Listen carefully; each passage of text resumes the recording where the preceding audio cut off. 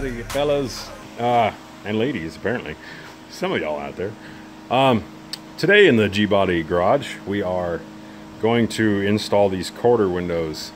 Never done it before, so I installed this side window. I just kind of read some forums and watched some videos online. Just thought I'd share. So I already installed this one just to make sure everything went smoothly, and it did. It worked well. So first off, what you will need is this stuff called butyl. This is butyl, and if y'all have ever taken these windows out, you know how nasty this shit is. This is the stuff that they use to put that in there. It's real gooey shit. It's real sticky. This is 3M. I made sure when I searched it, I searched 3M because, as we all know, 3M is a pretty good brand. So 3M butyl. I got this on eBay. It's a 1/4 inch by 15 foot. It was like 16 bucks. So I just went ahead and ordered it. It's not that hard to do. These windows, they just bolt in. So at least mine do. I don't know about all the other ones, but if your windows are like this, then you want this. You want this stuff.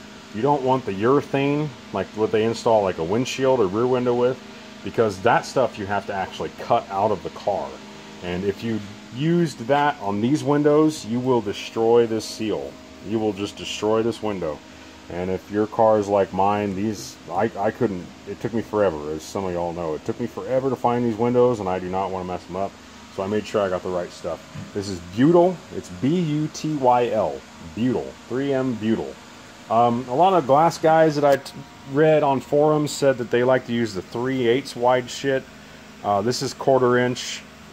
It seemed to work okay so far on the other window. What am I trying to say? It's smooshed out to the inside of the track as well, so you know it's got a good seal. And I'll just cut it from here. Alright guys, so here we are back. So I got the butyl laid down. This is just how I did it. This probably isn't, I don't know if this is the correct way. Everything I researched said, you know, something like this. I mean, there's no pictures or anything like that I could find, at least. But this is just how I did it. So I laid a solid bead kind of right in the center of the line so you get some good squish.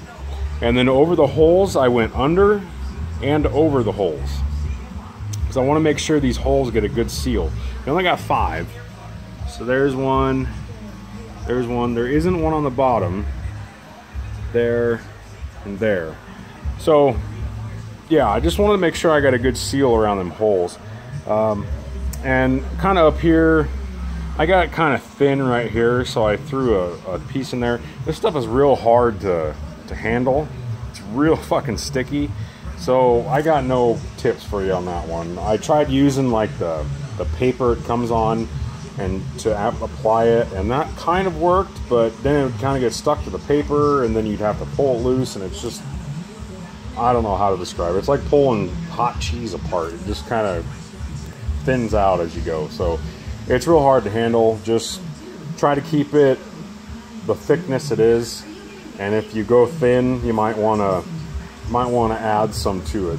I'm just speaking from the way I feel, because I feel like you want to get a good seal with this shit, because you don't want it to leak, obviously. So all right, when I cut you back on, I'll put the window. We're installed. This window, I did fit them before, and I couldn't get this window to fit as good as the other one. I don't know if you can see that kind of gap right there. I couldn't get this one to fit as well, but we got some good I don't know what you want to call that. It's spread out, so that's good. It looks tight.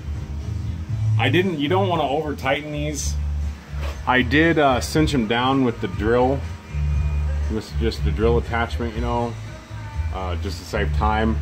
But I got it to where the window sucked in, and then I did it with a ratchet. Then I hand tightened it with a ratchet. So you don't want to over tighten them. Maybe I'll show you real quick. See up here, it's kind of, You can kind of see the gap too. I couldn't get this one to fit as well as the other one. I'll go around and show you the other window. See, this one fits a little better. So always before you do this, try to get the window to, you know, pre-fit the window. The windows I had to, obviously you don't want to take too much down.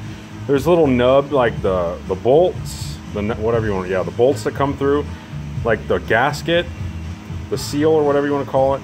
There's like little plastic nubs that are built up on it. I had to kind of sand those down, and then I just kind of went in places where it was high, like obviously up here in the corner, and I just kind of hit it with my sander a little bit and just kind of took a little bit out of the time to where I could get it to fit snug, more snug than it was.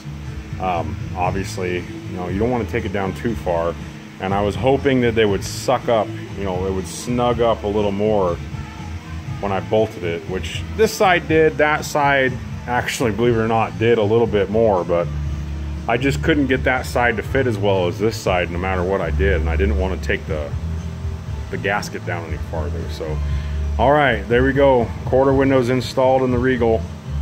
The rear window's getting installed on Monday. The car's getting trailered to the glass place because apparently for some reason they wouldn't fucking come do it in my garage. So I got to take it to them. So Monday, this rear window's getting installed. I did have all the glass tinted. All the glass has some fresh 18% on it. Side windows, quarters, and rears all have 18. Once the car is ready and I'm driving it for a while, I'm probably going to go ahead and get the front window done too, because I used to have my Lincoln at a Continental and I had all the side windows done in 18, and I had the front windshield done in about 45, and I loved how blacked out that thing was. So I think it's going to look pretty badass, but we'll see how I like it with the tint on the windows as it is. This car is a lot smaller than my Continental was. That was a 96 and a 4-door, so a little bit bigger than this. But all right, y'all, later.